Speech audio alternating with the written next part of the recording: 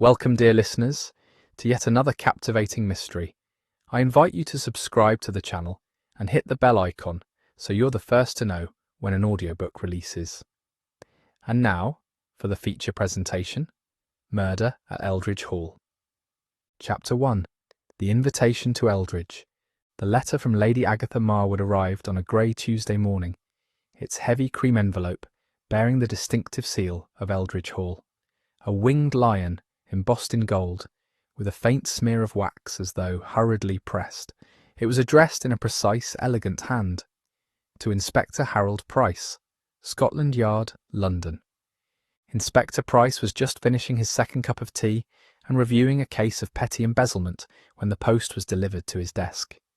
He eyed the envelope with mild curiosity, and then slit it open with his letter opener and unfolded the parchment.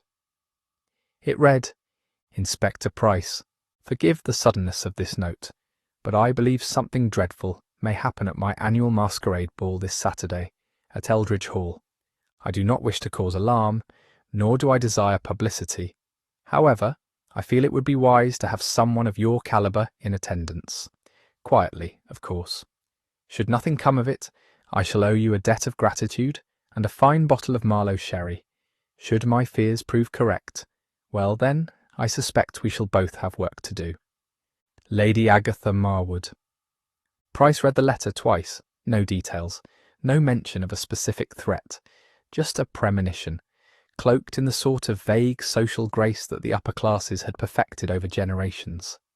He had met Lady Agatha once, years ago, during a diplomatic scandal involving her late husband, Sir Cedric Marwood, and certain questionable financial ties in Belgium.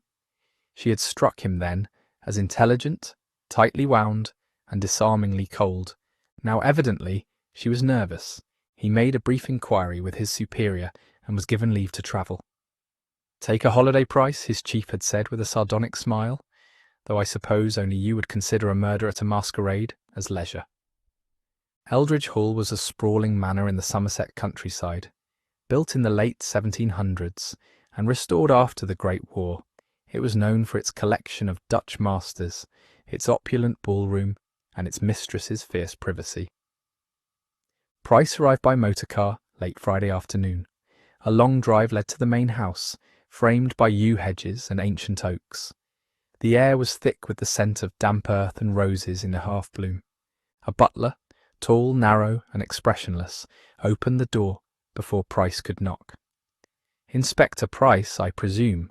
Her ladyship is expecting you." He was led through marbled corridors lit by soft amber sconces. Everything gleamed with wealth that had grown old and careful, polished but not showy. The walls bore portraits of dead Marwoods, with stern eyes and powdered wigs. Lady Agatha awaited him in the green drawing-room, seated on a high-backed velvet chair, like a woman presiding over her own inquest. "Inspector," she said, rising only slightly, "how good of you to come." She was in her early 60s, her figure spare and upright, her hair pinned in a crown of silver. Her dress was bottle green, and she wore no jewellery save a signet ring and a pearl comb. "I must confess," Price began, "your letter intrigued me." But it lacked any specific allegation.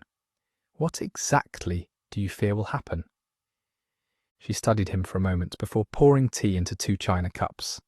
"I fear," she said slowly, "that someone attending tomorrow's masquerade intends to kill." Price's brow furrowed. "And you know this how?" "I received a note, anonymous, typed and curious. It said only, 'The masks will not hide what must be paid.' It arrived the day after I finalised the guest list." She handed him the note.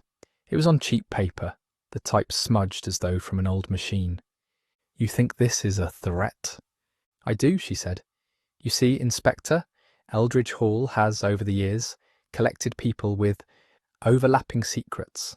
There are debts, grudges, old wounds reopened by new scandals." Price sipped the tea, which was unusually strong. "Tell me, Lady Agatha, who exactly have you invited to this little masquerade?" She unfolded a delicate card from a drawer. The guest list was scrawled in fine ink. Hugo Danforth, retired colonel, war hero. Vivian Street Clare, actress of the London stage. Peter Radley, up-and-coming novelist. Colonel Reginald Barrington, military attaché. Eliza Marwood, Lady Agatha's estranged niece. Dr. Julian Bexley, society physician. Margot Fontaine, opera singer of European renown. And several others of lesser note, aristocrats, old family friends, and a few curious additions from the world of art and letters. Price recognised at least 3 names from his files, not criminals per se, but certainly entangled in curious matters, scandals, inquiries, quiet settlements. Lady Agatha placed her teacup down carefully. I do not ask you to intervene unless there is cause. I only ask that you attend, unannounced, as a guest, observe, listen, and should the worst happen, Price nodded, then I'll already be here. It was the eve of the ball, and that evening the house began to fill. Cars arrived in a slow procession, headlights piercing the dusk. Footmen in silver-trimmed uniforms carried trunks and masks. Music drifted from the rehearsal in the ballroom, violins tuning, harps gliding through rehearsed chords. Inspector Price dressed for dinner, his invitation naming him as Mr. Charles Grey of Kensington. His cover was arranged. His eyes, however, remained those of Scotland Yard, sharp, steady, and unconvinced. He dined quietly, observing his fellow guests. The colonel's jaw clenched each time Lady Agatha spoke. The actress drank too quickly and laughed too loudly. The young writer was watching everyone. And the niece, Eliza, wore a crimson pendant and a gaze too calm for someone so recently disinherited. No one knew who the masked man among them really was. And the clock ticked down to midnight. The masquerade would begin tomorrow, and with it, perhaps, a reckoning. Chapter 2. Masks and Misdirection. Saturday, October 22nd, 1927. Eldridge Hall, Somerset. The morning light came dappled through the mullioned windows of Eldridge Hall, spilling across the polished wooden floors and age-worn tapestries. Inspector Harold Price stood at his window, adjusting the cuffs of his formal shirt. The masquerade ball was hours away, and the household was bustling with quiet preparations. Chandeliers cleaned, platters arranged, glasses polished, carpets brushed to velvet smoothness. The arrival of guests. By late afternoon, the guests had begun emerging from their rooms, like characters summoned onto a stage. The costumes, delivered by a famed costumier from Covent Garden, ranged from the sublime to the absurd. Vivian Street Clare, ever the dramatist, chose a slinky Venetian gown of midnight blue satin and a lace mask adorned with black feathers. She descended the staircase like a duchess from an opera, her every gesture exaggerated for effect. Colonel Hugo Danforth came as a Roman senator, his military posture barely concealed beneath the drape of a crimson toga. His grey temples and hard-set jaw made him look carved from stone. Peter Radley, the young writer, was dressed as the French poet Baudelaire, complete with a wilted lily in his lapel and an ironic smirk. Eliza Marwood, Lady Agatha's niece, wore a Grecian gown of silver silk and a mask so delicate it looked like frost caught on spiderwebs. She smiled little, her eyes observing rather than engaging. Lady Agatha herself appeared just before sunset. She was dressed as a medieval queen in green velvet, her silver hair braided in a coronet, and her mask of mother of pearl obscured her face almost entirely. As for Price, he wore a simple black and white domino mask and a dark tailcoat. By 8 o'clock, the ballroom had transformed. Crimson drapes had been drawn shut. Dozens of wax tapers flickered from iron sconces and candelabras. A quartet played a haunting waltz beneath the gilded ceiling. The dance floor gleamed. Couples twirled in half-step. Laughter echoed across the parquet, and beneath the masks, everyone's true self seemed either hidden or heightened. Price moved through the crowd in silence, listening more than speaking. He observed subtle tensions, a clenched jaw here, a sudden stiffening of posture there. At one point, he caught Hugo Danforth in a heated exchange with Colonel Barrington near the drinks table. Their voices hushed but faces taut. "Still carrying grudges, are we, Barrington?" Danforth muttered. "Only against those who've earned them," came the growled reply. Nearby, Vivienne flitted from man to man, her laughter too sharp to be genuine, and Peter Radley stood alone, brooding in a corner, eyes darting from Eliza to Hugo and back again. At precisely 10 past 10, just as the quartet struck up a brisk mazurka, the lights flickered. Only for a moment, but long enough for murmurs to ripple through the crowd. Then the lights came back. Lady Agatha, seated near the musicians, clapped her hands to resume the dance. But Price noticed something strange. Vivienne's mask was askew, and her hand trembled slightly as she reached for a glass of champagne. Hugo Danforth was no longer on the dance floor, nor was Eliza. A minute later, the scream came, from the music room adjacent to the ballroom. A footman burst in, pale and breathless. "My lady, forgive me, but Colonel Danforth—" Price was already moving. The music room was still. A mahogany pianoforte stood in the corner, flanked by red velvet curtains, and there, just behind the drawn drapes, lay Hugo Danforth, his body collapsed in an awkward, seated position against the wall. One hand clutched the curtain, the other rested across his chest. He was unmistakably dead. Inspector Price knelt and took in the details with practised calm. There was no sign of violence, no wound, no bruising, no struggle, but the man's eyes were wide open in what appeared to be shock, his lips slightly parted. On the table nearby was a crystal tumbler, half full, with a faint purple tinge staining the rim. Price lifted the glass and sniffed. Then he dipped a finger and touched it to his tongue. Foxglove, a potent cardiac poison, digitalis, bitter, almost undetectable in wine, unless one knew to look. Lady Agatha arrived moments later, her mask removed and her face pale. "Dear God," she whispered, staring at Hugo's body. "I feared something would happen, but not this." Price stood slowly. "Lady Agatha, I need the guests confined to the ballroom.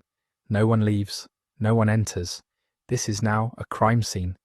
She nodded. "Do you believe," she asked quietly, "that he was the intended victim?" Price looked again at the half-empty glass.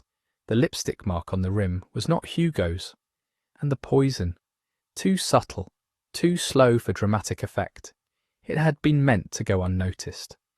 "No," he said, "I believe he drank from someone else's glass." As the guests were gathered and the ballroom doors sealed, Price took a long breath and looked around at the sea of masked faces. Somewhere among them was a murderer. Chapter 3. Faces Behind the Masks. The masquerade had ended, not with a final dance or a farewell toast, but with a sudden silence. As the grand ballroom was locked and the guests informed of Colonel Hugo Danforth's death, unease seeped into the gathering. No one had removed their masks just yet. Inspector Harold Price returned to the ballroom. His mask now hung loosely from his coat pocket, exposing his keen grey eyes and the measured set of his jaw. He turned to face the guests, who stood in uneasy clusters, champagne forgotten in trembling hands, fans fluttering, cravats loosened. "Ladies and gentlemen," Price began, his voice calm but firm, "you are all now part of a police inquiry. No one is under arrest, but until further notice, no one is to leave Eldridge Hall." A few gasps, a rustle of silk, then silence again. "I will speak to each of you in turn. Kindly remain composed and be truthful. The sooner I understand what happened tonight, the sooner this unpleasantness will be resolved." Lady Agatha nodded solemnly in support. The guests did not protest, but beneath the lace and feathers and painted smiles, Price could sense it. Tension, unspoken truths and fear. Dr. Julian Bexley, a society physician in a punchinello mask, had been the first to inspect the body after Price. Now, in a small sitting room beside the music hall, the two men spoke in low tones. "No signs of trauma," Bexley confirmed. "Heart failure by the look of it, but not natural. The discoloration on the lips, the slight tremor in the fingertips. I'd wager poison, fast acting. Foxglove? Price asked. Bexley nodded. Digitalis, quite possibly, but we'll need proper analysis to be sure. It's used in medicine, but in high doses. He trailed off, shrugging. Lethal. Price jotted down the facts in his notebook. And the glass? It had lipstick, dark red. Yes, Bexley said, which meant only one thing. Colonel Hugo Danforth drank from someone else's glass, whether by accident or design. Suspect 1, Vivienne Street, Clare. Vivienne Street. Clare was seated alone on a velvet chaise in Lady Agatha's drawing room, her mask now removed. Without the feathers and shadow, her face revealed the signs of age artfully concealed by powder and clever lighting, but her dark eyes were sharp. She lit a cigarette with trembling fingers. You and Colonel Danforth had a history, Price began. I understand you were once close? Vivienne exhaled a plume of smoke. You might say that. Once, a decade ago. Before the war, before everything changed. Why was he here tonight? She shrugged. Ask Lady Agatha. She invites whomever she pleases. I hadn't seen Hugo in years, but I was surprised. Price noted the hesitation. Surprised? He sent me a letter 3 weeks ago. Said he had something to tell me. Something life-changing. It was cryptic. Typical Hugo. What did you think he meant? I thought it was another game. A power play. He liked keeping people guessing. Price folded his arms. Did you share a drink with him tonight? She frowned. I had a glass of champagne, yes, but I don't remember where I put it. The footman refilled it at some point. There were so many glasses, so many hands. Her voice was suddenly quiet. Did you argue with him? Vivienne turned to the window, her voice now tinged with sorrow. Not aloud. Suspect 2. Colonel Barrington. Reginald Barrington, older, gruffer, and more angular than Hugo, stood rigidly in one of the hall's antechambers, mask tucked under his arm. You and Danforth served together in India, Price said. We did. You disliked him. I respected him, Barrington said curtly. But no, I didn't like him. Why not? He was reckless, arrogant. He used people, men under his command, and women beyond it. Price's pen didn't pause. Did you see him during the masquerade? Barrington hesitated. Yes, we spoke, briefly. About? Old times? And did you notice anything unusual? Barrington's jaw clenched. He was more nervous than I remembered. Kept glancing at his watch, as if waiting for something. Or someone, Price thought. Suspect 3. Peter Radley. Peter Radley looked the part of a tragic poet, dishevelled dark hair, a black frock coat, and a pair of wire-rimmed spectacles that seemed too small for his long, pale face. You knew Hugo Danforth? No, but I knew of him. He served with your brother, I understand. Yes, Radley said softly. Before my brother died in Flanders. Did Danforth have anything to do with that? Peter's eyes gleamed. He was his commanding officer. My brother wrote about him in his letters, spoke of recklessness, of disregard for human life. He blamed him. Price nodded slowly. And you came here tonight for what? Closure. Radley met his eyes. I came for the story. Everything I write is based on truth, or something very close to it. And did you see him drink? No, but I saw him argue with Lady Agatha just after the lights flickered. That caught Price's attention. Suspect 4. Eliza Marwood. Lady Agatha's niece sat composedly, her silver Grecian gown draped across a fainting chair. She had removed her mask, revealing a fine-boned face and eyes that looked older than her years. You were seen leaving the ballroom just before the lights flickered, Price said. I needed air, Eliza replied calmly. I went to the library. Convenient. You can check with the maid. She passed me on the stairs. Price made a note. You disliked Hugo? I didn't know him well enough to dislike him, but he was persistent. In what sense? He believed Lady Agatha's fortune should go to me, not to charity. That surprised Price. Did he say why? He claimed to have evidence about her past, about Sir Cedric. Something involving Africa, I believe. I didn't listen. I thought he was trying to manipulate me. And did you drink anything tonight? A glass of Burgundy, from the tray. Did you leave it unattended? Eliza gave a bitter smile. Inspector, at a masquerade, nothing is attended. That night, as Price sat with Lady Agatha by the fire, he turned the facts over in his mind. This was no crime of passion, he said. It was cold, calculated, the poison was measured precisely, and the target may not have been Hugo at all. Lady Agatha stared into the flames. Then who? Price took a long breath. I believe the killer meant to poison someone else, but Hugo drank the wrong glass. She was silent for a moment. And now?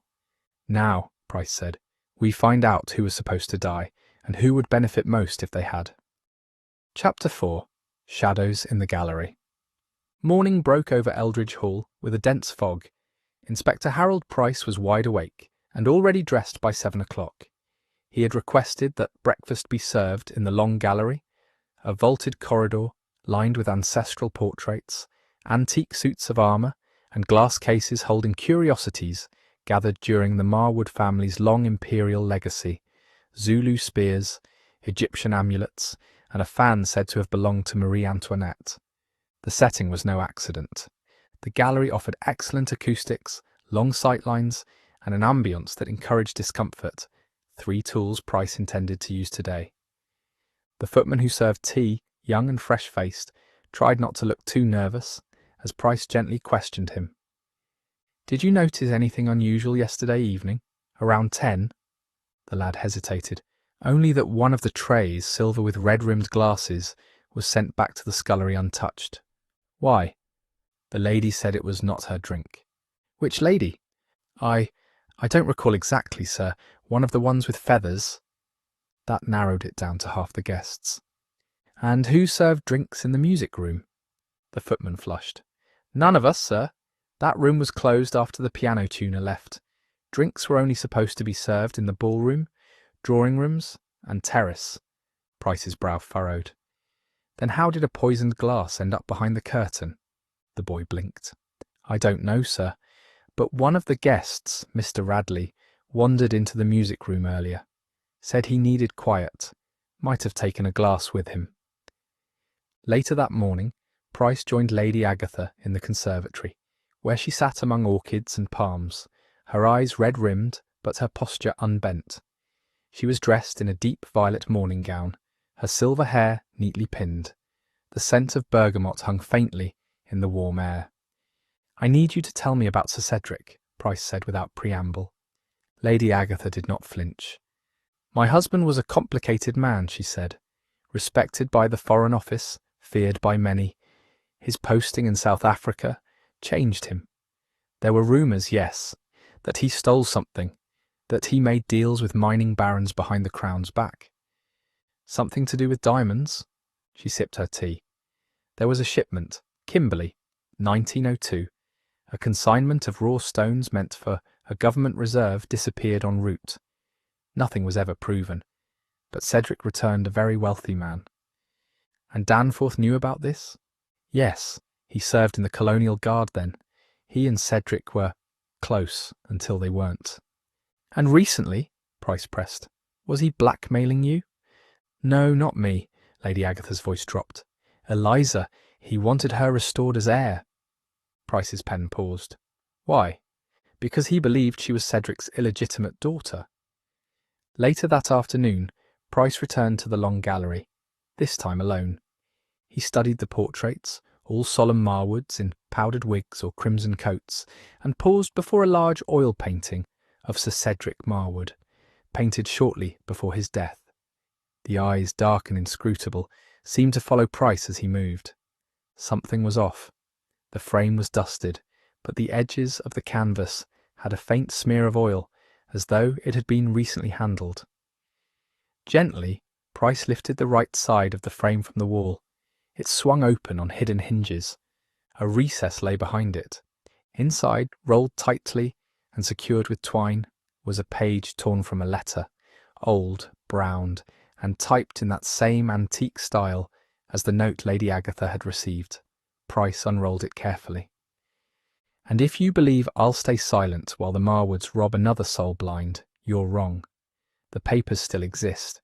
If anything happens to me, they will surface. The truth always does. HDHD for Hugo Danforth. So the Colonel had not only threatened Lady Agatha, but had made arrangements in the event of his death. The stakes were higher than Price had guessed. This was no simple case of jealousy or vengeance. There were secrets someone was willing to kill for. By twilight, the atmosphere in the house grew taut again. Vivian Street Clare requested to be excused from dinner, claiming a migraine. Eliza remained locked in her room, and Peter Radley had taken to pacing the grounds like a restless dog. Lady Agatha, meanwhile, had ordered her staff to keep all glasses under watch. Price decided to keep watch during the evening. He lingered in shadowed corridors, observing who came and went from the drawing rooms, who lingered too long by the serving carts, and just past 10 o'clock, as the house retired for the night, he heard the sound of glass shattering near the conservatory. He rushed toward the sound. In the tiled hallway leading to the solarium, he found Vivian slumped on the floor, gasping, clutching at her throat. A crystal glass lay shattered nearby, the remains of what looked like port puddled around it. Price called for help. Dr. Bexley arrived within minutes. "She's been poisoned," he said grimly, "but not fatally, not this time." Vivian came to an hour later, propped up on pillows in a guest room, her colour returning. Price sat beside her. "Was it your own drink?" Vivian shook her head weakly. "No, I took it from the tray. It looked untouched." "Someone meant for you to drink that," he said quietly. Her lips parted in horror. "Then, Hugo, last night, he must have picked up my glass." Price nodded grimly. "The poison wasn't meant for Hugo Danforth," he said.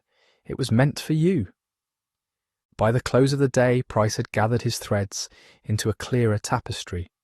Hugo Danforth had discovered secrets about Sir Cedric Marwood, and perhaps about Eliza's paternity. Vivian had been targeted with poison, twice. Peter Radley had a grudge connected to the war. Lady Agatha had lied by omission and concealed a letter behind a painting. Someone in this house had tried once more to kill and failed. But Price was not fooled. The murderer, he now believed, had acted out of fear, not hatred, fear of exposure, fear of secrets made public, and fear, Price knew, made people reckless. Chapter 5. A second silence. The following morning broke grey and sullen, the skies above Eldridge Hall heavy with unshed rain. Inspector Harold Price stood at the east wing's window, sipping weak tea and scanning the grounds below. Vivian Street Clare had survived her brush with death the night before, but only narrowly. Someone had tried to poison her, again, and failed, but not for lack of intent, and that meant the killer was growing desperate. Vivian had remained unconscious most of the night, under the care of Dr. Julian Bexley. Lady Agatha had ordered a maid to sit outside her door, claiming it was for protection, though Price suspected it was just as much about containment. Word of the second poisoning was spreading, despite efforts to keep it quiet. In the dining room, breakfast was a sombre affair. The long oak table, polished to a gleam, hosted only 6 of the guests. Vivian and Eliza were absent. Lady Agatha presided at the head of the table, pale and stiff, while Peter Radley stirred his porridge absently, and Colonel Barrington crunched his bacon with military precision. Price sipped black coffee and said nothing at first. He let the weight of the silence do his work. Then softly he said, "It appears the poisoner is still among us." Chairs shifted, utensils clinked against china. "You're certain it was poison?" Barrington asked. Price nodded.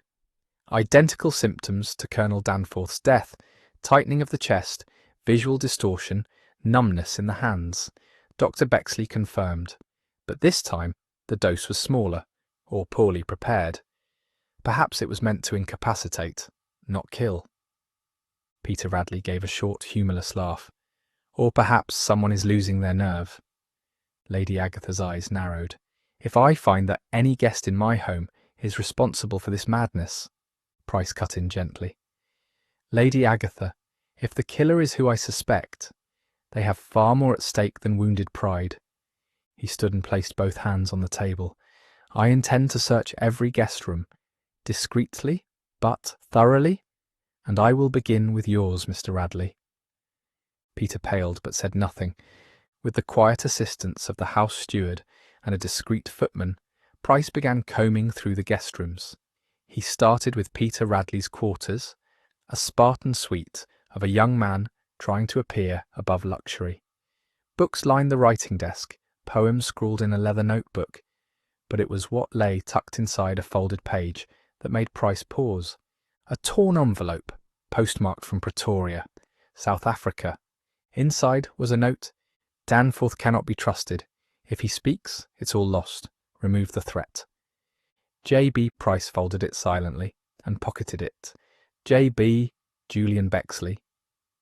He moved next to Eliza's suite. She was there, pale and sitting near the window. Her face was drawn. "You're searching my things." "I am," Price said gently. "For your own safety, as much as anything else." She nodded. "Do you think I poisoned Vivian?" "No," Price said, "but I think someone meant to make it appear as if you did." In a sewing box near her wardrobe, he found something peculiar, a second mask, one not part of her original costume. A simple white satin domino mask, smeared faintly on the inside with what looks like red powder. "Lip rouge? Eliza, is this yours?" "No," she said slowly.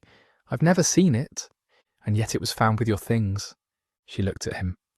"Inspector, I think someone planted it." Late that afternoon, as the sky darkened with approaching rain, one of the maids, breathless and frightened, came running into the hall. "In the greenhouse, sir," she cried. "Miss Eliza, she's hurt." Price raced across the lawn, through the chilled wind, and into the greenhouse. The scent of soil and orchids was overpowering. Eliza lay on a wicker chaise, motionless, a small brown bottle at her side, and a folded note in her lap. Dr. Bexley arrived moments later, followed by Lady Agatha and Peter Radley. Price picked up the note. "To whom it may concern, I am tired. I cannot bear the whispers or the looks. I never meant for any of this to happen. If Hugo is dead because of me, I am sorry. Let this be my confession. Eliza." Lady Agatha gasped and rushed to her niece, but Price raised a hand. "She's alive. The pulse is faint, but present." Dr. Bexley confirmed it moments later. "A sedative," he said. "Something strong, but not lethal in this dose." Price frowned. "Conveniently not lethal, as if it were meant to appear fatal." He unfolded the note again, then held it next to another sample of Eliza's writing. The difference was stark. The so-called confession was shaky, hesitant, and oddly slanted, as if written by someone imitating her hand. And the ink? Price plucked a pen from her desk upstairs and compared it. The ink was blue-black. The note had been written in a reddish-brown ink, like the one found in the study downstairs. Eliza had been framed. Again. That evening, Price gathered the remaining guests in the library. The fire cracked behind him, casting dancing shadows across the Persian rugs and the dark spines of ancient books. Vivian, still pale but recovered enough to sit, looked around nervously. Peter Radley was tense, lips pressed into a line. Barrington scowled from his chair, arms folded. Lady Agatha sat upright, unblinking. Price addressed them all. "Someone in this room attempted to kill Vivian St. Clair, not once, but twice. And when that failed, they attempted to frame Miss Eliza Marwood with a forged confession and an attempted overdose. The intention, I believe, was not just to eliminate Vivian, but to control the narrative." He turned to Dr. Julian Bexley, who had just entered with a tray of brandy. "Tell me, Doctor, how well do you know the effects of digitalis?" Bexley blinked. "Well enough. I've used it to treat heart patients." "And how difficult is it to dose correctly?" Bexley hesitated. "It requires precision." Price nodded. "Yes, which is why someone with medical knowledge would be the only one who could attempt 2 poisonings and get it almost, but not quite right." The doctor paled. "You wrote a letter to Peter Radley," Price said, withdrawing the page, "warning him that Danforth was a threat. You signed it J.B. You assumed it had been destroyed. Bexley's eyes darted across the room. That proves nothing. It proves you knew Danforth had knowledge that could ruin your position. Perhaps about Sir Cedric's dealings in South Africa. Perhaps more. He turned to Peter. And you, Mr. Radley, you admitted your brother served under Danforth. You hated him. You believed he sent your brother to his death. I never touched Hugo, Peter hissed. No, Price agreed, but someone else might have. Someone with access. Someone like Dr. Bexley. The room fell silent, but Price raised a hand. Not yet. I don't have the final proof, but I will. Because whoever committed this crime is unravelling. And in that unravelling, they will make a mistake. He paused, then added with quiet finality, one more. Chapter 6. What the Servants Saw. It was nearly midnight, and Inspector Price stood once again in the long gallery. The lamps were low, casting elongated shadows across the parquet floor. Behind Price the heavy doors creaked open. It was Mrs. Langley, the housekeeper. You asked to see me, sir? Yes, Mrs. Langley. Price turned and gestured to the oak bench beneath the portrait of Lady Beatrice Marwood. Please, sit down. The housekeeper was a tall, angular woman in her 50s, with neatly pinned hair and eyes that missed nothing. She sat with the practised grace of someone used to being invisible. Price didn't begin with accusations.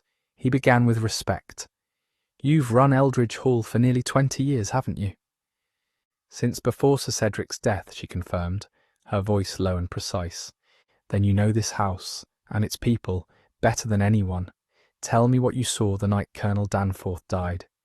Anything that seemed out of place. Mrs. Langley hesitated. There's much that seems out of place lately, Inspector. Then let's begin there. She began with the guests. Miss St. Clair, for instance. She's a fine actress, no doubt, but not as delicate as she appears. She was overheard arguing with Colonel Danforth 2 nights before the masquerade. In the morning room, she threatened to expose him. For what? I don't know, but she mentioned Paris and the word betrayal. And the Colonel? He laughed at her, said she didn't have the stomach. Price nodded and scribbled a note. And what about Dr. Bexley? He's always been polite, but I've seen him in Lady Agatha's study more than once, uninvited, going through drawers. Price looked up. Recently? 2 nights before the ball, I asked if he needed something, and he claimed he was looking for correspondence. But it was the locked drawer he lingered over. The locked drawer that once held Cedric Marwood's personal papers. And Peter Radley? He keeps odd hours, walks the halls at night, talks to himself in the rose garden. The footman said he once saw him come in from the stables, muddy up to the knees, the morning after Hugo's death. Why would he be in the stables? Mrs. Langley's voice lowered. I believe he was searching for something, or hiding something. Inspector Price rose and crossed to the wall, where a suit of armour gleamed faintly in the dim light. His mind turned again to the second mask found in Eliza's room. The white satin domino smeared with red rouge. A planted clue, a deliberate misdirection. He retrieved it from the evidence satchel and laid it on the table before Mrs. Langley. Do you recognise this? The housekeeper frowned. That's from the guest collection. From the costume vault on the 3rd floor. We keep spares in case guests lose or damage theirs. Who accessed that collection recently? I only saw one person come from that stairwell after the ball, she said slowly.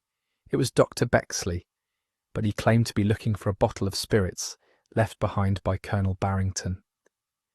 Price descended the servant stairs and made his way to the back hall, where a lantern burned low. A young scullery maid, Elsa, sat peeling potatoes in silence. She looked up, startled. Inspector? Price crouched beside her. I believe you saw something you haven't told me. Tears welled in her eyes. I didn't know what to do, sir. Start from the beginning. She wiped her hands. On the night of the ball, I was bringing linens to the upstairs wing. I took the servants' staircase, so as not to be seen. Just as I came to the landing, I saw someone slip into the music room. Who? She swallowed. Dr. Bexley. He was holding a glass and looking over his shoulder, like he didn't want to be seen. Then he placed the glass on the piano, behind the curtain and left. And when did you see this? Moments before the lights flickered. Price made his way to the conservatory, where Dr. Bexley had retreated after dinner, claiming the fresh air helped his nerves. He was standing near a cluster of orchids, smoking slowly. "Evening, Inspector." "Let's speak plainly, Doctor." Bexley turned, the smile flickering at the corners of his mouth. "Plainly? You were seen placing a poisoned glass in the music room the night Colonel Danforth died." Bexley did not flinch. "By whom?" "By someone with no reason to lie." "And your evidence?" "Circumstantial, for now. But mounting, you also accessed the costume vault the next day. You planted a second mask in Eliza's room." Now the doctor's expression soured. "You're clever, Price, but you lack proof." Price stepped closer. "I have proof that you forged Eliza's suicide note. The ink came from Lady Agatha's desk, the same desk you were seen tampering with." Bexley flicked ash into a potted fern. "Do you know what it's like, Inspector, to live your whole life cleaning up the messes of greater men?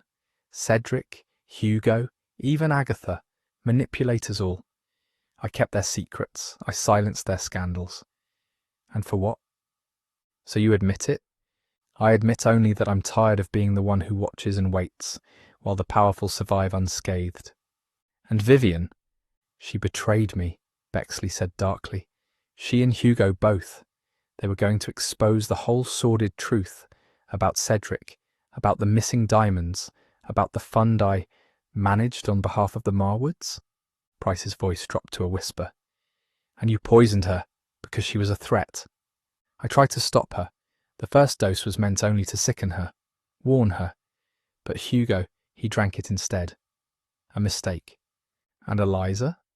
"Collateral. She was too curious, too close to uncovering the inheritance fraud. Cedric changed his will to benefit her. I couldn't let that stand." "And now?" "Now, Inspector," Bexley said softly, "you'll have to prove it." As Price left the conservatory, he felt the final thread tug taut. He now knew the killer's identity, but he didn't yet know everything. The forgeries, the diamonds, the letter from Pretoria, the inheritance, and most of all, the question that haunted him. Who else was involved? Because Dr. Bexley hadn't acted alone. He had an accomplice, and tomorrow Price would expose them both. Chapter 7. The clock strikes twice. Rain lashed the ivy-covered walls of Eldridge Hall as the guests assembled once more in the drawing-room, summoned by Inspector Harold Price for what many assumed would be the end of their ordeal. The fire crackled, but its warmth did little to thaw the chill in the room. Vivian Street Clare, wrapped in a shawl, sat nearest the flames, still pale but more composed than the night before. Colonel Barrington leaned stiffly against the mantel, arms crossed. Peter Radley occupied a narrow wing-back chair by the bookcase, chain-smoking in silence. Lady Agatha sat upright, her hands folded tightly in her lap. Eliza Marwood, now recovered from the sedative, stood at the far end of the room. Only Dr. Julian Bexley was absent. At Price's request, he had been confined to his room under watch. The rain struck the windows with steady rhythm. Inspector Price stood, slowly scanning each face. "Ladies and gentlemen," he began, "you have all been patient. But I ask for it a moment longer, because I believe we are now at the end." He paused by the fireplace and reached into his coat, withdrawing 3 items: the torn letter found behind Sir Cedric's portrait, the forged suicide note, and the white satin mask from Eliza's room. "These are the keys," he said, 3 pieces that, when placed correctly, reveal a puzzle far more intricate than simple murder. He held up the torn letter. Hugo Danforth did not come to Eldridge Hall by whim. He came with purpose. He had discovered the truth about a fortune, diamonds stolen in South Africa, and funneled through discreet hands to fund Sir Cedric's rise. That truth, if exposed, would have destroyed the Marwood legacy and cost a certain doctor his stake in its financial future. He now held up the mask. The second mask, found among Eliza's possessions, was not hers. It came from the costume vault, a calculated plant meant to frame her And it nearly worked, as did the forged confession, crafted in another's hand and written in ink, only found in Lady Agatha's private study. He turned slowly to face them all. Dr. Julian Bexley poisoned Vivienne St. Clair, not once but twice. The first time, it was intended to sicken her, but Hugo Danforth picked up her glass by mistake and died. The second time, the poison was weaker, meant to frighten her into silence. Gasps echoed around the room. Lady Agatha pressed a hand to her lips. Price continued. But there is more. Bexley did not act alone. He was clever, yes, but not bold. He had an accomplice, someone who helped him place the glass, forge the note, and hide the letter. Someone who moved freely in the house, who stood to gain if the Marwood fortune stayed buried. His voice dropped. Someone who pretended to be above it all. He turned. Mr. Peter Radley. All heads turned sharply. Peter blinked, stunned. Then he laughed, a short, brittle sound. That's absurd. Is it? Price asked calmly. You loathed Danforth. You believed he led your brother to his death. And you wanted justice, but not in court, in print. You wanted the story. And when you learned Vivienne and Hugo planned to expose the diamond scandal through a journalist in London, you saw your chance. Peter's face tightened. I was never involved. You were, Price said. You knew Danforth's habits. You even encouraged him to take a drink that night. Vivienne's glass. You lured him to the music room. You delayed him just long enough for the poison to take hold. Peter's voice was sharp now. You can't prove that. Price walked over to the table and picked up a silver watch. Peter's, recovered from the stable earlier that day. This watch was dropped the night of the masquerade. It was found behind the curtain, where Danforth died. Peter's facade crumbled. You don't understand, he said, standing abruptly. Danforth deserved it. He was a war criminal, and Vivienne, she was going to sell the story to the press. She didn't care who got hurt.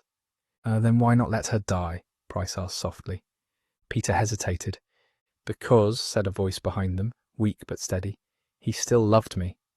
All turned up Vivienne Street. Claire had risen. Her eyes shone with fury and heartbreak. You spineless coward, she said. You killed a man. You tried to kill me. And you let that girl, Eliza, take the blame. Peter's face crumpled. I didn't know Bexley would go that far, he said, voice shaking. I thought he'd scare you into leaving. That's all. You thought wrong, Vivienne snapped. At that moment, from the hallway beyond the drawing room, the tall grandfather clock struck the hour. Once, twice. Price turned his head slowly. The clock, he said. It struck twice last night, once at 10 and again at 10:30. That second chime wasn't from the clock. It was from a timed bell mechanism, one that Bexley used to signal when the poison would take effect. Lady Agatha gasped. You mean it was... A signal, Price said, so the accomplice would know the deed was done. He stepped forward. And that, gentlemen and ladies, is how you commit a murder in plain sight, with masks, lies, and just enough confusion to make the innocent appear guilty. 2 constables arrived that night, summoned earlier by telegram. Dr. Julian Bexley was taken from his room without resistance. Peter Radley, pale and shaking, was placed under house arrest, pending further charges. Lady Agatha stood at the drawing-room window, staring out into the rain as the motor-car's lanterns disappeared down the drive. Vivienne sat in silence, her hands folded in her lap.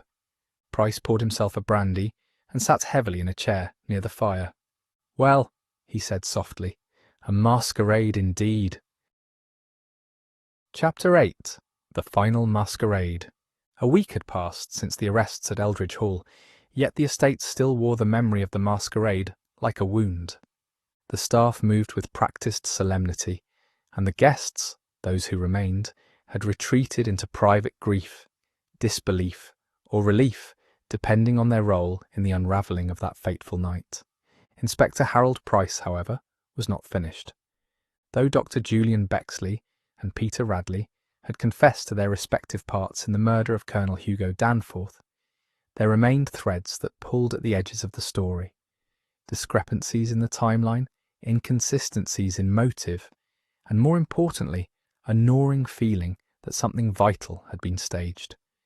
Because as experienced as Price was, something didn't sit right. On the morning of his departure, Price once again stood before the large oil painting of Sir Cedric Marwood in the Long Gallery. A butler had informed him that the remaining Marwood papers, previously locked away, had finally been turned over to the solicitor, and that Lady Agatha wished to see him before he left. He waited, listening to the echo of his own footsteps on the gallery floor. Something had eluded him, something simple. Then he saw it, in the oil painting's lower right corner, partially obscured by the signature of the artist, was a tiny, near-invisible smudge, a wax seal painted deliberately into the folds of Cedric's coat, a seal he had seen before. He turned sharply and strode to Lady Agatha's study. Lady Agatha sat at her desk, dressed in a steel-grey morning gown, her hands folded atop a closed leather ledger. "You've come to say goodbye?" she asked without looking up. "I came," said Price, "to ask you a final question." She glanced at him, her expression unreadable. "I believe you are the one who invited Danforth," he said. "Not to stop him, but to trap him." Her lips parted slightly. "Go on." "You knew what he carried. You knew he possessed papers that would destroy the Marwood name, evidence of Sir Cedric's theft of the Kimberley diamonds, perhaps even of secret wartime dealings. But you also knew Danforth was too arrogant to release them publicly without some form of spectacle. You used the masquerade to bait him into a vulnerable position." Lady Agatha's voice was quiet. "You think I wanted him dead?" "I think," Price said, "you knew someone else would want him dead, and you let them do your work." Her silence spoke volumes. Price stepped closer. "You allowed Bexley to believe he was acting independently, but it was you who showed him the ledger. You who left the study unlocked. You who allowed the rumour of Eliza's inheritance to spread." Lady Agatha finally looked up. Danforth was a parasite, a man who fed on the guilt of others, and who had already destroyed more than one life with his manipulations. He was not content with justice. He wanted vengeance and payment. "And so you orchestrated the masquerade to look like a tragedy," Price said softly, "when it was in fact an execution." She didn't deny it. Instead, she stood and walked to the window. "My husband built a legacy on theft and diplomacy. I spent 30 years holding it together. My mistake, Inspector, was assuming I could retire from the game." "And Eliza?" Price asked. "She will inherit what Cedric owed her," Lady Agatha said, "and I will make certain she never knows how close she came to ruin." "You let her take the fall." "I protected her the only way I could, by letting others fall first." Price left the study without another word. In his coat pocket, he carried the final piece of evidence, a sealed envelope he had retrieved from the secret panel behind Cedric's portrait. It contained a full list of false names, accounts, and bearer bonds tied to the missing Kimberley diamonds. It could ruin the Marwood name forever, or it could be quietly filed away, and a young woman named Eliza Marwood could begin again, unaware of her true parentage, of the games played to preserve her future. Price reached the edge of the estate where his motor car waited. He held the envelope over the brazier beside the gate, flames licking gently at the ash-filled grate. He paused, then dropped the envelope into the fire. Some truths, he reasoned, were less useful than silence. Epilogue. A letter and a mask. 2 weeks later, at Scotland Yard, Price received a small parcel in the post. It was a box wrapped in fine black ribbon. Inside was a white satin domino mask, freshly pressed, and a short note in Lady Agatha's unmistakable hand, to the only man at the ball who didn't pretend to be someone else. With gratitude, A. Price folded the note, placed it in his desk, and leaned back in his chair. He poured himself a measure of whiskey, swirled it once, and murmured, "Masquerade's over." But even as he said it, he knew there would always be another.